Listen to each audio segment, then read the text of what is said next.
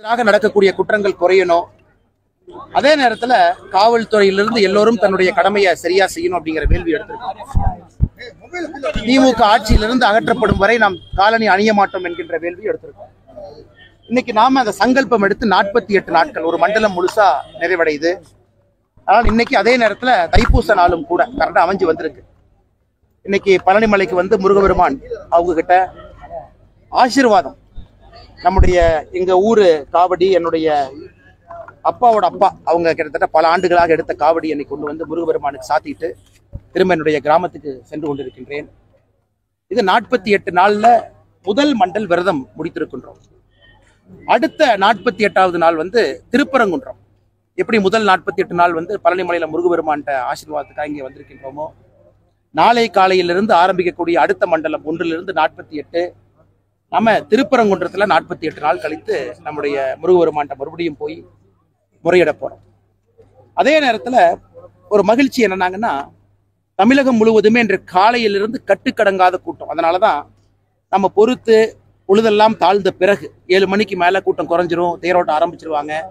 ஏன்னா நம்ம யாருக்கு எந்த தொந்தரவு கொடுக்காம வரணும், நாம வர்றனால எந்த ஒரு பக்தர்களுக்கும் தொந்தரவு வரக்கூடாது என்பதற்காகத்தான் காலம் கழிந்து சாயந்தரமா வந்தோம். அப்படி இருந்தும் கூட எல்லா இடத்திலும் கட்டுக்கடங்காத கூட்டத்தை நம்ம பார்க்கிறோம். எந்த அளவுக்கு எழுச்சியாக மக்கள் முருகபெருமான தரிசிக்க வர்றாங்க, இந்து தர்மத்தின் மீது நம்பிக்கை இருக்குது ஒரு பக்கம்.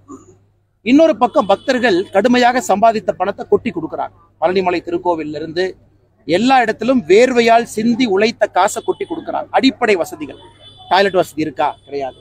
தண்ணி வசதி இருக்கா? கிடையாது. நான் படியில் ஏறி சாமானிய மனிதனாக அவர்களோடு சென்று அந்த கியூல இருந்து ஆண்டவனை பார்த்துட்டு கீழே வர்றாங்க.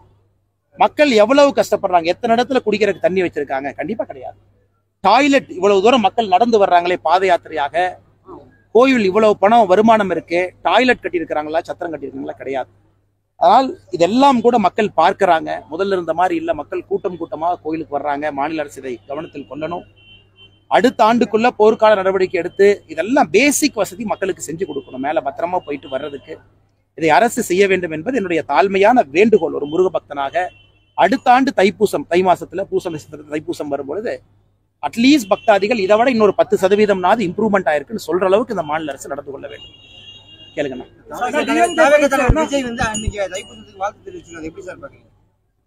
அண்ணா, எங்க வீட்டுல இருக்கிற அக்கா வாழ்த்து தெரிவிச்சாங்க, தோட்டத்துல வேலை பார்க்குற அண்ணன் வாழ்த்து தெரிவிச்சாங்க. அதனால விஜய் அவர் வாழ்த்து தெரிவிச்சா மட்டும் பெருசா? லட்சக்கணக்கான மக்கள் மண்டி போட்டு பழனிமலை மேல ஏறுறாங்க. 48 நாள் விரதம் இருந்து ஏறுறாங்க. மண் சோறு சாப்பிட்றாங்க. ரோட்டுல அங்க பிரதட்சணை, தார் ரோட்ல அங்க பிரதட்சணை பண்றாங்க. கொஞ்சம் அவங்களையும் பார்க்கணும் இல்லைங்கண்ணா. விஐபி ஒருத்தர் வாழ்த்து தெரிவிச்சனால அது எப்படி வந்து இதுக்கு ஒரு சிறப்பா? வாழ்த்து தெரிவிச்சது சந்தோஷம். அதே போல சாதாரண மனிதர்களும் எந்தவித பிரதிபலனும் இல்லாம அவர்களும் முருகபெருமானுக்காக வரும்பொழுது எத்தனை ஆயிரம் மக்களை பார்க்கிறோம், அவங்களும் வாழ்த்து சொல்றாங்க. அதனால் என்னை பொறுத்தவரை ஒரு பெரிய எழுச்சியோடு மக்கள் கோவிலுக்கு முருகபெருமானை தரிசிக்க வர ஆரம்பித்திருக்கின்றார்கள். அது அடிப்படையில பெரிய மகிழ்ச்சி. அதனால் வருகின்ற காலத்துல அடிப்படை வசதிகள் மட்டும் இம்ப்ரூவ் பண்ணணும் அப்படின்னு அரசுக்கு நான் தாழ்மையான வேண்டுகோள் வைக்கிறேன். அண்ணா, குழந்தைகள் மயக்கம் போட்டு விடுந்தாங்க. போற வழியில வந்து basic first aid facility problem. அதே நேரத்துல வருகின்ற பாதை தாராபுரத்துல இருந்து நீங்க பாத்தீங்கன்னா மக்கள் எப்படி நடந்து வர்றாங்கன்னு பாருங்க. பாதையெல்லாம் சுத்தப்படுத்தாம ரோட்டு மேல சைட்ல எப்படி நடந்து வர்றாங்க. எங்கேயாச்சும் டாய்லெட் போனோம்னா ஒதுக்குப்புறத்துல ஒரு பெண் எங்க ஒதுங்குவாங்க? நம்ம பெருசா கேட்கலீங்கண்ணா. கோவிலுக்கு வெளியே 15 கிலோமீட்டர் நடந்து வர்றவங்க இருக்காங்க. 15 கிலோமீட்டருக்கு ஒரு டாய்லெட் கட்டி கொடுங்க. 15 கிலோமீட்டர் அங்கங்க தண்ணி வசதி பண்ணி கொடுங்க. ஏன்னா இத்தனை பக்தாதிகள் பணம் கொடுக்குறாங்க. அந்த பணம் எங்க போகுதுன்னு தான் நம்ம கேட்கிறோம். நான் சொல்வது அடிப்படை, இங்க மட்டும் இல்லை, திருப்பரங்குன்றத்துல கூட்டம், திருச்செந்தூர்ல கட்டுக்கடங்காத கூட்டம், சுவாமி மலையில கூட்டம், 6 படை மருதமலை 7 படையிலும் இன்னைக்கு வந்து அற்புதமான கூட்டம். சின்ன முருகன் கோவில் ஊர் எல்லையில் இருக்கு, அங்கேயும் கூட்டம். அதனால் அரசு விழித்து கொண்டு வேலை பார்க்கணும். முருகபெருமானை பழி வாங்குவதற்காக நான் வசதி செய்ய மாட்டேன் என்று அரசு சொன்னால் அதை எப்பொழுதும் நாங்கள் ஏற்றுக்கொள்ள மாட்டோம். தைப்பூசத்துக்கு பிரதமர் வாழ்த்து சொல்லி இருக்கிறார். ஆனா வந்து நம்ம தமிழக முதல்வர் வாழ்த்து சொல்லலைங்க. அதுவும் பிரதமர் எங்கிருந்து வாழ்த்து சொன்னாருன்னு பாருங்க. பிரதமர் வந்து இன்று காலையில பிரான்ஸ்ல மீட்டிங்ல இருக்காங்க. பிரதமருடைய அலுவலகம் தொடர்பு கொண்டு பிரதமர் அவர்கள் வாழ்த்து சொல்றாங்க. குறிப்பா பிரதமர் அவர்கள் எது போன்ற வார்த்தையில வாழ்த்து சொல்லணும், தந்தனுக்கு அரோகரா, அதெல்லாம் பிரதமர் அவர்கள் உள்ளிருந்து உணர்ந்து பண்றாங்க. எங்கிருந்து பண்றாங்கன்னா பிரான்ஸ்ல இருந்து. அந்த மனிதன் இரவோடு இரவாக பிரான்ஸுக்கு போய் அதிகாலையில அந்த பிரசிடென்ட் மேக்ரோனோட மீட்டிங்ல இருக்காங்க. ஆனா உள்ளூர்ல இருக்கக்கூடியவங்களுக்கு வாழ்த்து சொல்லுங்க சொல்லி நான் கேட்கல. ஏற்கனவே சொன்னது போல மக்கள் அதை பார்த்து கொண்டிருக்கின்றார்கள். எங்கேயோ இருக்கக்கூடிய நம்ம பிரதமர் பிரான்ஸ்ல இருக்கிறவங்க ஞாபகம் வச்சு கரெக்டா சொல்லும் பொழுது மக்களுக்கு நம்முடைய பிரதமரின் மீது இருக்கக்கூடிய மதிப்பு இன்னும் அதிகமாகி கொண்டிருக்கு. ஆனா இப்போ நீங்க பார்த்துட்டு இருக்கிறீங்க, அறிக்கையை நீங்க பாக்குறீங்க. இன்று உறுதியாக நாங்கள் சொல்லுகின்றோம், ஊழல் அமைச்சர் காந்தி போன ஆண்டு நம்ம சுட்டி காட்டினோம். இந்த ஆண்டு சர்க்குலரையே மாத்தி பாலிஸ்டரை கொண்டு வந்து வேட்டி செய்யறாங்க. அதை தடுத்த அதிகாரி சண்முகம் சுந்தரம் டிரான்ஸ்பர் பண்ணியிருக்காங்க, ஐஏஎஸ் அதிகாரி. தொடர்ந்து சொல்றோம், அறிக்கைக்கு பதில் அறிக்கை, ஒரு அறிக்கைக்கு 3 அறிக்கை. அமைச்சர் பெரிய கருப்பன் அவர்கள் நம்ம கொடுத்த அறிக்கைக்கு பதில் அறிக்கை, அதுக்கு அறிக்கை பதில் அறிக்கை, அதுக்கு பதில் அறிக்கை. ஒரு அமைச்சருமே போட்டி போட்டு கொண்டு நான் செய்வது சரிங்கிறாங்க. இது எல்லாமே நாங்க அங்கங்க பண்ணிட்டே வர்றாங்கண்ணா. நாளைக்கு அதிகமா அரசியல் பேசினா நல்லா இருக்காதுங்கன்னா, நாளைக்கு சென்னையில பொதுக்கூட்டம் இருக்கு. எல்லா விஷயம் விஜய் சந்திச்சிருக்காரு. இந்த பொலிட்டிக்கல் டெவலப்மெண்ட்ல எப்படி சார் நீங்க பாக்குறீங்க? 2 முறை சந்திச்சதா சொல்றாங்க. ஆனா யார் ஒருவரை எத்தனை முறை சந்திச்சாலும் நாங்க மக்களை சந்திச்சுட்டு இருக்கோம். இங்க வந்தீங்கன்னா 1000, 2000, 5000, 10,000, 1 லட்சம் மக்களை சந்திக்கிறோம். மக்களை சந்திச்சீங்கன்னா அவங்க பிரச்சனையை சொல்லுவாங்க, தீர்த்த அரசியல். நாங்க ஏசி ரூம்ல உட்காந்துக்கிட்டு பொலிட்டிக்கல் ஸ்ட்ராட்டஜிஸ்ட கூப்பிட்டு பக்கத்துல உட்கார வச்சுக்கிட்டு அவங்க சொல்ற ஐடியா கீழே வந்து மக்களை கேட்கும்போது எதுக்கு ஸ்ட்ராட்டஜிஸ்ட் வேணுங்கன்னா, சாதாரணமா யாத்திரை போங்க, என் மக்கள் போங்க, பாருங்க, காவடி எடுங்க, மக்களை சந்திங்க, ரோட்ல தெருவுல நில்லுங்க. அது மக்கள் சொல்றது ஒரு மக்களும் பொலிட்டிக்கல் ஸ்ட்ராட்டஜிஸ்ட் தான். அவங்கள கேட்காம ஏசி ரூம்ல உட்காந்து ஒரு ஸ்ட்ராட்டஜி போட்டு நம்ம ஜெயிச்சிரோம் யாராச்சும் நினைச்சாங்கன்னா, அவர்கள் வருகின்ற காலத்துல அவர்களுக்கு மக்கள் சொல்லுவார்கள், என் பிரச்சனையை நீங்க பேசுங்க, என் பிரச்சனையை பேசுங்க. என் பிரச்சனை இல்லாம எங்கேயோ இருக்கக்கூடிய ஒருவர் வந்து அவர் 4 பேர்த்த கிரவுண்ட்ல வேலை பார்க்குற 4 பேர்த்த பிடிச்சி அவங்க 4 பேர்த்திட்ட போய் சர்வே எடுக்கிற பசங்க எல்லாம் யாரு? மாச சம்பளத்துக்கு வேலை பார்க்குற பசங்க. அவங்களுக்கு பசியோட அருமை தெரியுமாங்கன்னு? ஒரு ஏழை மக்களுடைய பிரச்சனை தெரியுமா? அந்த மாதிரி நிறுவனம் திமுக பெண் நிறுவனம் நடத்துறாங்க, 2000 பேர் வேலை பார்க்குறாங்க.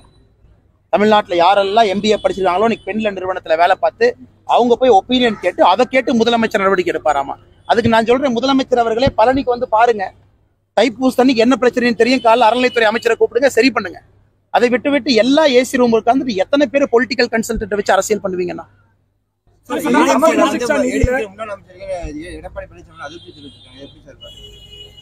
நான் என்னென்ன கருத்து சொல்லணும்? நான் ஏதாச்சும் எடப்பாடி அண்ணனை பத்தி சொன்னா அது ஒரு கருத்து, அது நான் சொல்றது ஒரு கருத்துங்கண்ணா. இதுல உட்கட்சி பிரச்சனையை பற்றி நான் கருத்து சொல்வது சரியாக இருக்காதுங்கன்னா, அவங்களுடைய பிரச்சனை, அது அவர்களுடைய கட்சி, அவர்கள் அந்த முடிவு எடுக்கணுங்கண்ணா. சமரச நிதியில 2024-25 முதல் தவணை கூட இது வரைக்கும் கொடுத்த நிதியில, ஆனா நாங்க இதை சொன்னா எல்லாரும் பொய் சொல்லி எங்க மேல பொய் பரப்புறாங்க. அன்பில் மகேஷ், ஆனா அன்பில் மகேஷ் அவர்களுடைய அறிக்கைக்கு பதில் அறிக்கை நாம ஜஸ்ட் கொடுத்துருக்காங்கன்னா பாருங்கன்னா, அவர்கள் சொன்ன முதல் காரணம் என்ன? முதலமைச்சர் எல்லா மாநிலத்துக்கும் நிதி கொடுத்துட்டாங்க, தமிழகத்துக்கு நிதி கொடுக்கல, நம்ம நிதியை மற்ற மாநிலத்திற்கு திருப்பி விட்டுட்டாங்க அப்படிங்கறத முதலமைச்சர் சொன்னது பச்சை பொய். இந்த ஆண்டு எல்லா மாநிலத்துக்கும் நிதி கொடுக்கல, சில மாநிலங்களுக்கு மட்டும்தான் முதல் தவணை நிதி போயிருக்கு, சில மாநிலத்துக்கு முதல் தவணையும் போகல. ஆனால் முதலமைச்சர் அவர்கள் எல்லா மாநிலத்துக்கு கொடுத்துட்டாங்க, தமிழ்நாட்டுக்கு கொடுக்க வேண்டிய நிதியை மடைமாற்றம் செய்து விட்டார்கள் சொன்னது பச்சை பொய். முதலமைச்சருக்கு நாங்கள் பதில் சொன்ன பிறகு இன்னைக்கு அன்பில் மகேஷ் பொய்யாமொழி அவர்கள் வந்து அவர் ஒரு கருத்து சொல்றாங்க, அதுக்கு நாங்க பதில் சொல்லிடுவோம். உங்களுக்கு நிதி வேண்டுமா வாங்க, நானும் கூட வர்றேன், போய் எவ்வளவு வேணுமோ வாங்கிட்டு வர்றேன், அது பாயிண்ட் கிடையாதுங்க. PM ஸ்ரீ பள்ளிக்கூடத்தை அலோ பண்ற நீங்க கையெழுத்து போட்டீங்களா இல்லையா? போட்டீங்க, ஏன் அலோ பண்ணல? PM ஸ்ரீ பள்ளிக்கும் சமகர சிக்ஷா நிதிக்கும் சம்பந்தம் இல்லைங்கண்ணா.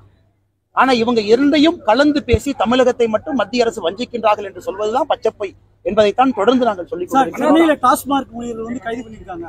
போன ஆட்சி வர்றதுக்கு முன்னாடி திமுக அரசு என்ன சொல்லுச்சுன்னா, அரசு நிறுவனம் சம்பந்தமான ஒப்பந்த பணியாளர்களை வந்து நாங்க வந்து அரசு வேலைக்கு எடுப்பதற்கு நாங்க பரிசீலனை பண்றாங்க. ஆனா இன்னைக்கு கைது பண்ணி அங்க ஊரை அரசு பண்ணி வச்சிருக்காங்க. நான் தான் ஏற்கனவே சொல்லலங்கண்ணா, எதற்காக முதலமைச்சர் அவசரமா திருநெல்வேலியில போய் இருட்டுக்கடை அல்வா சாப்பிட்டாருன்னா, தமிழக மக்களுக்கு 3.5 ஆண்டுகளாக அற்புதமாக அல்வா கொடுத்து கொண்டிருக்கிறேன் என்று சொல்வதற்காக. கல்வி கடன் ரத்து இல்லை, அல்வா கொடுத்தாரு. நிரந்தர பணி உங்களுக்கு கொடுப்போம், அல்வா கொடுத்தாரு. செவிலியருக்கு பணி கொடுப்போம், அல்வா கொடுத்தாரு. கல்வி கடனை முழுமையா தள்ளுபடி சொல்றேன்னு பண்ற மாதிரி விவசாய கடனை தள்ளுபடி பண்ணுவோம், அதுக்கு அல்வா கொடுத்தாரு. அதனால அந்த அல்வா கடையை ஆரம்பிக்க வேண்டும் என்று முதல்வருக்கு ஒரு ஆசை. அதனால திருநெல்வேலி இருட்டுக்கடையில போய் அல்வா கடை எப்படி இருக்குன்னு பாக்குறதுக்காக போனார். ஏன்னா அடுத்த அல்வா அடுத்து மறுபடியும் கொடுக்கணும். அதனால் அல்வா கொடுக்கக்கூடிய ஆட்சியாக திராவிட முன்னேற்ற கழகத்தினுடைய ஆட்சி 3.5 ஆண்டுகளாக மாறி.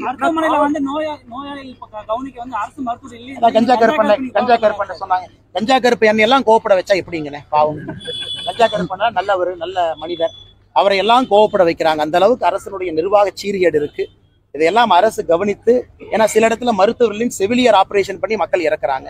பிரியா அப்படின்னு ஒரு ஃபுட்பால் பிளேயர் சென்னையில கால் வெட்டப்பட்டு அவங்க இறந்தாங்க. இது பல இடத்துல நம்ம பாக்குறோம். அதனால கஞ்சா கருப்பை அண்ணன் எல்லாம் இப்ப கோவப்பட வச்சுட்டீங்களே.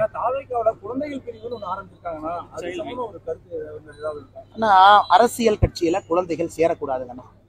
18 வயசுக்கு கீழே அரசியலுக்கு அவங்கள பயன்படுத்தக்கூடாது அப்படின்னு சொன்ன ஒரு நண்பர் சொன்னாருன்னா, தாவேக்கால் இருக்கிறதே குழந்தைகள் தானே, அதுக்காக குழந்தைகள் வச்சிருக்காங்க. அதனால அவர்களுக்கு தான் வெளிச்சம். எதற்காக குழந்தைகள் அணி பிரிவெல்லாம் ஆரம்பிச்சிருக்கிறீங்கன்னு. 18 ஆண்டுகளுக்கு கீழே அரசியல்ல குழந்தைகளை பயன்படுத்தக்கூடாது என்கின்ற விதிமுறை சட்டம் இருக்கும் பொழுது அந்த குழந்தைகள் பிரிவில் யாரை நீங்க கொடுக்க போறீங்க எனக்கு தெரியலீங்கன்னா அந்த கட்சி தான் விளக்கு கொடுக்கும். சார், பழனி மலைக்கோயில வந்து வியாபாரம் மாத்திட்டு இருக்காங்க. போகர் சன்னதி வந்து கீச்சைங்க அதான் சொன்னாங்க. இப்பதான் வரும்போது பார்த்தோங்கன்னா, ஏன்னா இவ்வளவு பணம் சம்பாதிக்க வேண்டும் என்ற அக்கறை காக்கக்கூடிய அறநிலைத்துறை ஒரு எக்ஸ்ட்ரா டாய்லெட்டை கட்டினீங்களான்னு வெள்ளை அறிக்கை பழனியில கொடுக்கட்டும் இல்லையானே?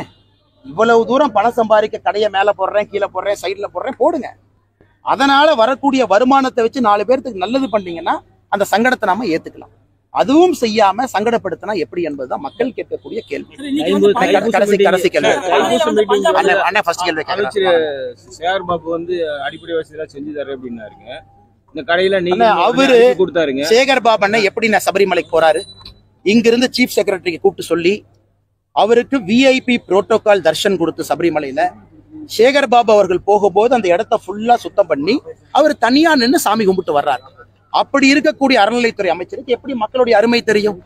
சொர்க்கவாசல் திறந்தாங்க. எங்க திறந்தாங்கன்னா திருச்சியில, ஸ்ரீரங்கத்துல. சேகர் பாபு அண்ணன் குடும்பத்தோடு எவ்வளவு அட்டூழியம் பண்ணார் அன்னைக்கு அறிக்கை கொடுத்த. எல்லாத்தையும் போ இங்கே வர்ற போ எல்லாத்தையும் தள்ளி விட்டுட்டு சாமியை முதல் ஆளாக பார்க்க வேண்டும் என்ற அக்கறை காட்டக்கூடிய சேகர் பாபு அவர்கள் சாதாரண பொதுமக்கள் நடந்து வெறுங்கால கிலோமீட்டர் கணக்குல வர்றாங்க. அவர்களுக்கு அந்த அக்கறையை காட்டலாமே. முதலமைச்சர் அவங்க மனைவி வர்றாங்கன்னா எவ்வளவு அக்கறை காட்டுறீங்க நீங்க?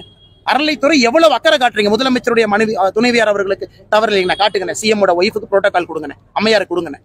அதே புரோட்டோகால்ல பாதியாவது சாதாரண மனிதருக்கு ஏன் சேகர் பாபு கொடுக்க மாட்டாங்க? உடனே வரிஞ்சு கட்டிக்கிட்டு என்னை முதலமைச்சர் அடக்கி வச்சிருக்காரு, நான் வந்து முரட்டுக்கால என்னை அவுத்து விட்டீங்கன்னா அண்ணாமலை மேல முட்டிடுவேன் கால டயலாக் வேற விடுவார். ஒரே டயலாக் 3.5 வருஷமா அதே கிழிஞ்சு போன டேப் ரிகார்டர் மாதிரி சொல்றாரு. முதலமைச்சர் மட்டும் என்னை கட்டுப்படுத்தவில்லை என்றால் சேகர் பாபு யார் என்பதை காட்டி விடுவேன். அதனால தயவு செஞ்சு சொல்றேன், நீங்களும் அறநிலைத்துறை அதிகாரிகள் அமைச்சர்களா இருக்கிறீங்க, மக்களுக்கு நல்லது பண்றதுக்கு பாடுபடுங்க.